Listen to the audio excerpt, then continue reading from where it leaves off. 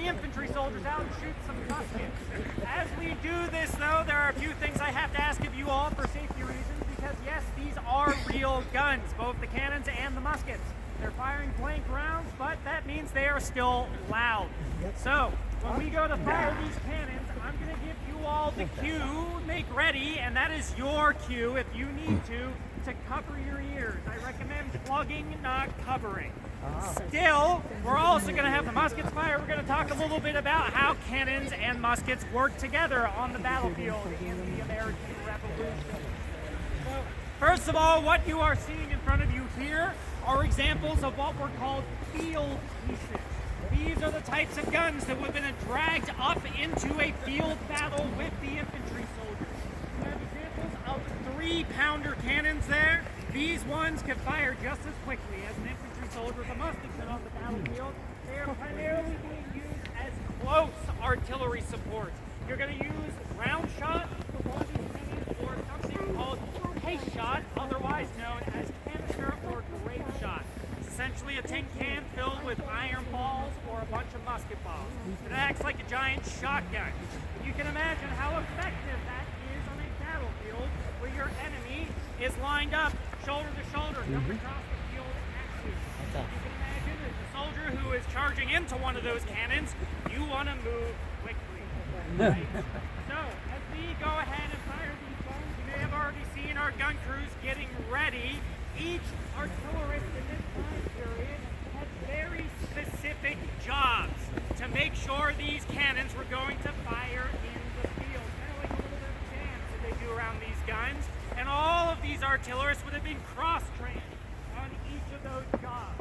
So everybody knew how to do every position on the gun.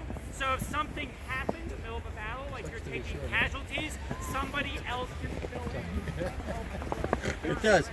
Sometimes they would even pull Just soldiers shrink an inch and 3/4. to come help them run the cannon. Still, these guns, these small 3-pounder guns, had about an effective range about 600 yards. However, most combat in this time period is fought much closer together. Infantry battles typically start at about 200 yards and get incrementally closer throughout this time period. And again, the name of the game, how quickly can you shoot and how quickly can you run? These are very fast-paced battles in this time period. Nothing like what you see in movies, like the Patriots. They're just walking slow across the field, blasting each other. No. Nobody wants to do that. Nobody wants to do that now. Nobody wanted to do that in that time. The infantry for the British Army gets really good in the American Revolution of getting real up close to their enemy, firing once, and then bayonet charging. The objective is not to kill your enemy necessarily, but to drive them off the battlefield quickly. If you have 1,000 soldiers running at you with one of those, the bayonet sticking on the end of it, well, what are you going to do? Run. That's right. You're not going to stick around and figure out what happened when you get close enough to use that. So, we're going to show you a little bit of how these soldiers interacted on the battlefield in a very safe setting here. So, if we are ready, we are going to go ahead and fire our cannon so you get a sense of what that looked and sounded like. Everything.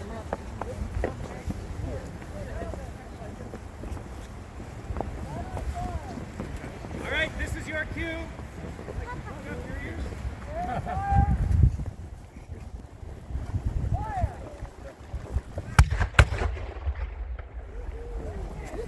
Hey, get it up. All right. It's always a good sign.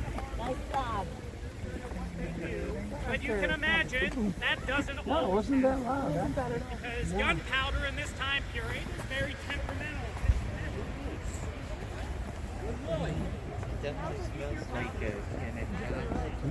Still, these artillerists, like we said, would have been advancing across the battlefield with infantry support with them. Once the cannons are clear here and safe for our purposes, our infantry soldiers are going to go out and show you a little bit about how muskets I wonder how they get the ball back. I will say, after we are done this demonstration, we will allow anybody who wants to come up and get a closer look at the cannon.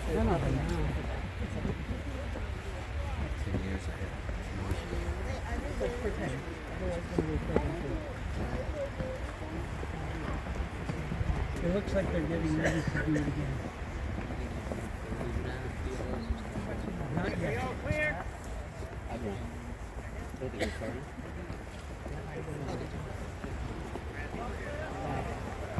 All clear. Somebody to the right. Face. To the forward. Large. Not in shot shells, but So what you're seeing now are infantry soldiers moving out in front of the guns. Now we have a very small contingent of infantry soldiers here. Imagine 10 times the number of these men out in the field, lined up shoulder to shoulder, moving very quickly. Again, trying to drive your enemy off the field. These soldiers, both the infantry and the artillery, are using muzzle loading weapons, which means there's a whole process you got to go through to fire these guns. A well-trained infantry soldier should be able to load and fire their gun every 20 seconds or so. Sometimes they can get upwards of 4 rounds a minute, but 3 was usually the standard. Same for the cannons. A well-trained cannon crew can fire just about the same rate as an infantry soldier in the field. Still, infantry soldiers were carrying smooth-bore muskets. These guns, unlike what you probably heard, the whole idea they couldn't hit the side of a barn at 50 yards. That is not true. These guns have a maximum effective range of about 75 to 100 yards.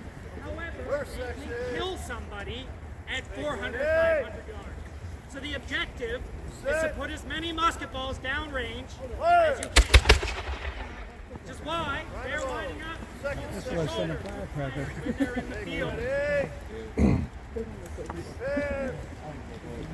Fire. The more muskets you have firing at any given time, the higher the likelihood you are going to strike an enemy combatant. We estimate that about 1 in every 250 musket balls fired during a battle in the 18th century will result in a casualty. in a Yeah, casualty. do that, right?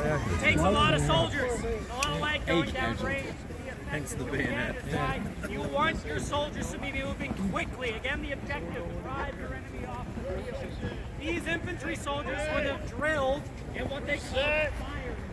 So at any given time, you don't want all of your soldiers to have their guns unloaded, which is why you see our soldiers in different sections firing at different times while others are loading their guns.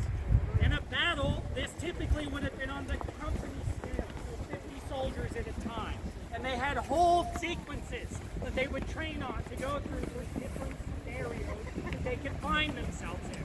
But like we said, in this time period, the objective, put lead into the enemy and then drive them from the field. These cannons are part of that, which meant the artillerists had to keep up with the infantry soldiers. We don't have any out here right now, but typically these guns would have been hooked up to ropes that the artillerists would have grabbed and hauled these guns across the battlefield at the same rate the infantry. Very, very technically challenging, very effective. Honestly, people talking, this would have been cooler.